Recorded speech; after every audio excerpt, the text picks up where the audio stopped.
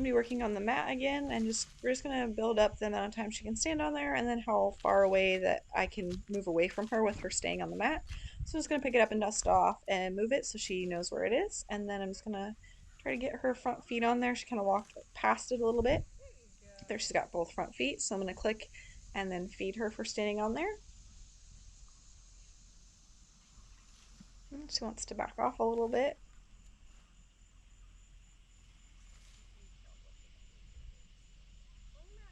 Let's ask her to go back on. There, she finds it again. So click and feed her for finding it. I just want her standing with the front feet on the mat to be very rewarding. And then once she knows the cue, then we can transition to her staying without the mat once she just knows the cue. But we're just using the mat to help her out here. Now she wants to be kind of wiggly here. So when she's just standing on the mat and staying still, there I'll click and feed her there. So let her wiggle around. I'm not going to click and feed her though. I'm going to wait till she finds a moment where she's still, and I will reward that. Ask her to move back up here. So I'm just going to get her repositioned so that she can have both front feet on the mat and be in a relaxed spot here. So she's not, has one foot off and one foot on, and then she can't stand relaxed. So I'm just going to click her for that. This is a great position for her, like where her front feet are. So I just want to reward her while she's in this specific position. I'm not sure why she wants to back off. Like she keeps wanting to back up and then come forward. So I do need to be faster with my reinforcement, like I reinforced there again, and just continue to click and feed for her standing still. So I think like there I'm going to click and feed. I think I'm just, again, leaving too much time in between my clicks, and she's offering in other behaviors that I've trained and used in the past. And I think in this case it was just the backup. So click and feed again here. We're just standing still on the mat. Before I even start moving around and having her stay, I want her to just stand on this mat. So there my rope cut kind of long, and she stepped on it a second. She didn't scare herself. She's a pretty laid back horse, but you just gotta kind of be aware of where your rope is. So I just kind of shortened it up there. And so just kind of make sure that they don't step on it. She didn't get worried, but other horses could. I should be reinforcing here though, because I'm spending a little bit too much time with not reinforcing and not telling her what it is that I want specifically. So that was one of my downfalls. So I'm gonna fix her front leg, try and get her nice and even again here. So click her for staying still and bringing her front feet up together. I'll start moving around here. I'm going to click and feed her for that. Because going around, she might know this might trick some horses. Like my mini horse really wants to follow me when I walk around in front of him.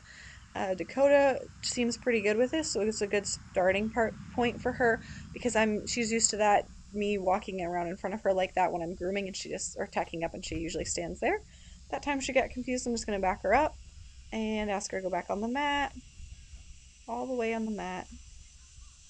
She's a little uneven there, but then when she stands still, while I'm walking around in front of her, I'm going to click again and feed her. And again, I just need to be faster with my reinforcements. So click and feed a lot faster so she finds the mat very positive, and she doesn't really have time to throw in these other behaviors that I don't want. So that was a lot better. She stayed on the mat while I walked around in front of her. So I need to be careful with this because she's thinking about other behaviors. So clicking here and feeding her. I even could have just stood there and clicked her for staying on the mat.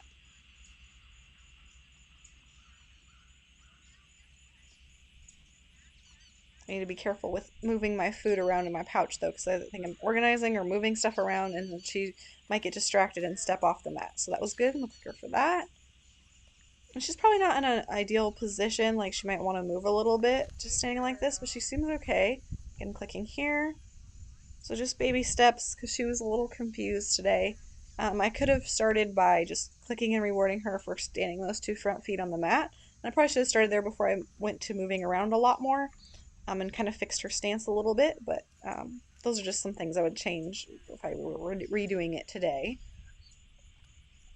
And then again, being faster with my reinforcement, because like right now, it's like she's chewing, but like she could have thrown in other behaviors. So I'll click here And that was probably my downfall with a lot of things was I would give her time to chew, but then she would throw in other time, like other things. So like horses can chew and do other things, like most everything. So that's what they're designed to do is eat and on the move. But I need to be aware of that. Of she doesn't need to stand there and chew until she's done chewing. Like she can still throw in other behaviors, and I need to continue to reinforce and then build duration up 1 second at a time. So she stands here for 1 second, click feed, 2 seconds, click feed, 3 seconds, continuing on until I can do it for minutes or however long I want it to be.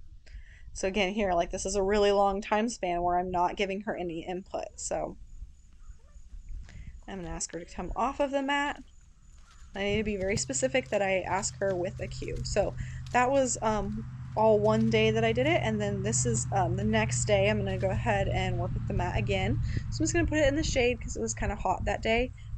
She does want to paw it. That's just got kind of her natural tendency. She wants to paw at it. I'm not gonna reinforce that. When her feet are still, I will click and feed her for having still feet on the mat. Um, this time, like I just had her at liberty, so I was gonna try out see how that like made a difference.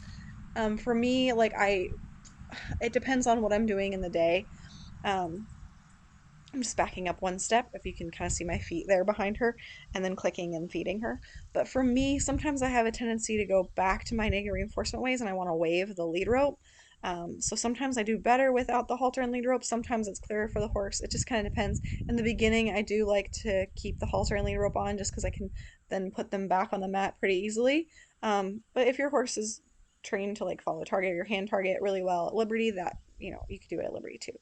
So it just kind of depends on where you're at. So I'm gonna take a step back, click that. That was really nice. So I'm a little bit faster here, a little bit quicker with my reinforcement. Oh, and I was a little bit late. There, she caught herself. I should click and feed that. I shouldn't have taken that extra step back because she caught herself and stayed, and I should have clicked and reward that. Click and reward that. I need to be a little bit faster here. So she is getting it, but I'm not doing a good as job as I could have been doing. So we do have a couple of steps back though, so we are making progress with that, but I think it's just her being just being really good. That so this isn't the way I would necessarily train it now. I would definitely do 1 step, and we can do it kind of all the way around the horse, and then two, and then build from there.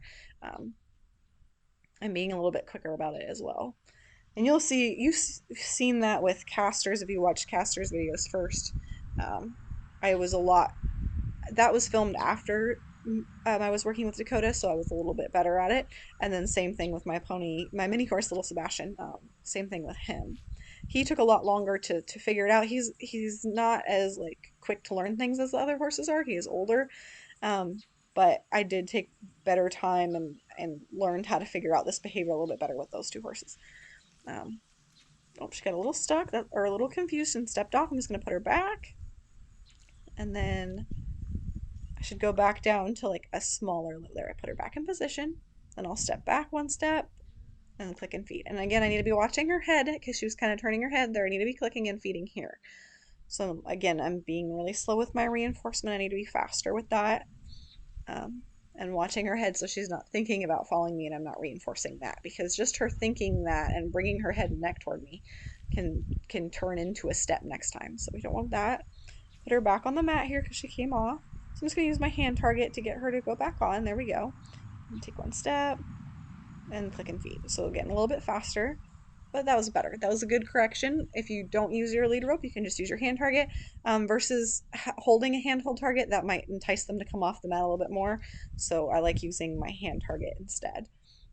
There, so I can take a couple steps away from her, click feed, and then come back and reinforce her. So she is getting it. Like it's not a perfect straight line to like, oh, we're doing so much better. Like you can see so much progress, but we are making little progresses here or there. So again, I'll ask her to come off and then I'll give her a reward.